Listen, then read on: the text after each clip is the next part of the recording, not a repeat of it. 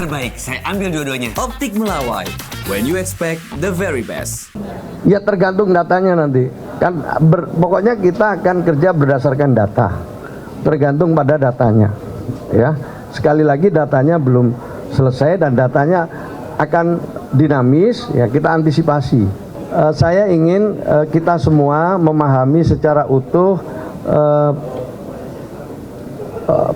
pelaksanaan PPN 12% itu. Itu saya ingin jangan dipotong-potong, jangan juga akhirnya nanti berita yang terpotong-potong itu membuat salah persepsi di tengah-tengah masyarakat.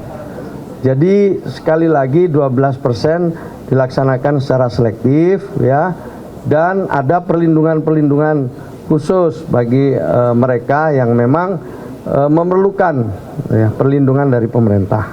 Itu aja ya. Nah, untuk bansos kita ini, untuk bansos itu direncanakan sebelumnya. Jadi untuk bansos maupun untuk program PKH itu sudah kita rencanakan di tahun 2024. 2025 ini tinggal melaksanakan sambil melihat dinamika data dari penerima manfaat itu. Apakah penerima manfaat ini masih berhak atau memang mereka juga sudah naik kelas. Itu kan kita cermati terus gitu. Sementara untuk yang lain-lain tentu nanti kita akan lihat berikutnya. Saya ingin sampaikan dana bansos itu direncanakan sebelumnya, tidak bisa tiba-tiba. Kecuali keadaan darurat. Kecuali keadaan darurat, ada bencana segala macam, itu bansos adaptif bisa turun. Tapi kalau yang reguler itu sudah direncanakan setahun sebelumnya. Nah, sekarang dengan perencanaan PPN 12 ini seperti apa? Belum ada data baru. Kecuali bahwa sekarang ya data sedang dikonsolidasikan, direkonsiliasi oleh BPS. Nanti dengan data baru itu kami akan menyesuaikan tentu saja. Maka saya sudah sampaikan berulang-ulang, saya mohon kepada penerima manfaat yang mungkin pada data yang awal di TKS mereka dapat, tapi data yang baru, data tunggal sosial ekonomi nasional nanti nggak dapat, ya mohon maklum. Tapi dalam kesempatan ini saya juga ingin sampaikan, kita siapkan ya 2 jalur untuk memberikan masukan atas dinamika yang ada di lapangan. Pertama jalur resmi lewat Musdes, kelurahan naik terus kecamatan sampai ke Dinsos, Bupati, Wali Kota sampai ke atas sampai Kementerian Sosial, itu jalur resmi. Kemudian jalur partisipasi. Jalur partisipasinya itu lewat aplikasi Cek Bansos. Di situ ada usul sanggah, boleh menyanggah, boleh usul. Nah, yang penting nanti dilampiri dengan data-data juga. Nggak bisa orang tiba-tiba usul, enggak. Ada usul, tapi juga harus dilampiri dengan data-data. Nanti dalam aplikasi itu akan kita ikutkan juga syarat-syarat apa kalau kita usul, syarat-syarat apa kalau kita menyanggah. Ya, jadi cukup jelas ya, kira ya. Terima kasih. Berarti terbuka kemungkinan akan ada bansos khusus untuk mereka yang mungkin terdampak PPN 12% atau gimana? Ya tergantung datanya nanti. Kan pokoknya kita akan kerja berdasarkan data. Tergantung pada datanya. Ya. Sekali lagi datanya belum selesai dan datanya akan dinamis, ya kita antisipasi seperti apa nanti, ya. Gitu ya. Jadi selama ini belum ada perubahan data.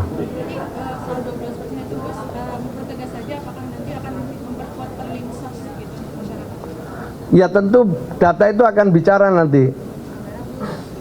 KPM ya, keluarga penerima manfaat mana yang memang memerlukan dukungan, ya kan, yang layak mendapatkan perlindungan sosial dan jaminan sosial. Nanti kita sekali lagi bekerja kita berdasarkan data, dan data sekarang sedang diolah oleh BPS. Ya, terima kasih ya, jelas ya. Yuk, makasih.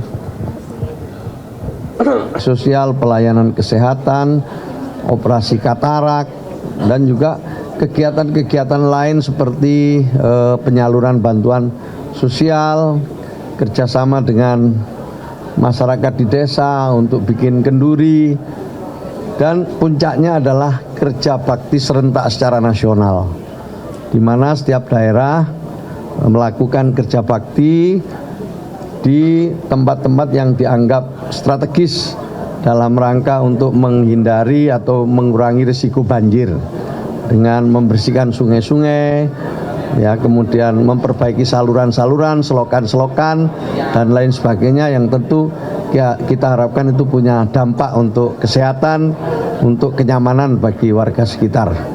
Nah, dari laporan yang masuk, lebih dari 700.000 orang secara serentak mengikuti kerja bakti itu. Dan saya berterima kasih kepada seluruh jajaran pemerintah daerah khususnya yang telah bersama-sama dengan kami untuk melakukan kerja bakti secara serentak di seluruh Indonesia. Laporannya lengkap, Bapak Ibu sekalian, sudah diterima oleh Dirjen Pemberdayaan Sosial. Sekarang untuk hari ini memang ini agak molor sedikit, yang mestinya tanggal 9 karena satu dan lain hal bersamaan dengan kegiatan-kegiatan lain baru diselenggarakan hari ini,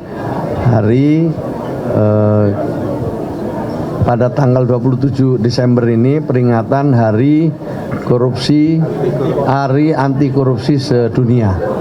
Ya, baru kita selenggarakan hari ini, yang intinya ini mengajak jajaran keluarga besar Kementerian Sosial khususnya untuk sama-sama berdisiplin, kemudian bekerja dengan prosedur yang sudah ditentukan, berpedoman pada poin-poin penting dari reformasi birokrasi, memberikan layanan yang terbuka, cepat, dengan menggunakan teknologi, yang semuanya itu Bapak Ibu sekalian dimaksudkan untuk mewujudkan budaya anti korupsi di lingkungan Kementerian Sosial.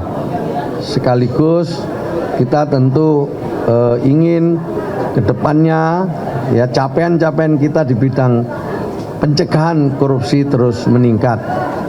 Tadi diantaranya SPI, sistem pengendalian internal kami yang sebelumnya sempat 78 melorot ke 73, sekarang sudah naik ke 76. Ini akan kita perbaiki terus sampai nanti nilainya paling enggak sudah di atas 90 mencapai 100. Saya terima kasih kepada para dirjen dan jajarannya, Pak Sekjen dan seluruh perangkatnya, Pak Irjen yang terus mencoba untuk membuat langkah-langkah yang sistematis dan berkelanjutan. Terbaik, saya ambil dua-duanya. Optik Melawai, when you expect the very best.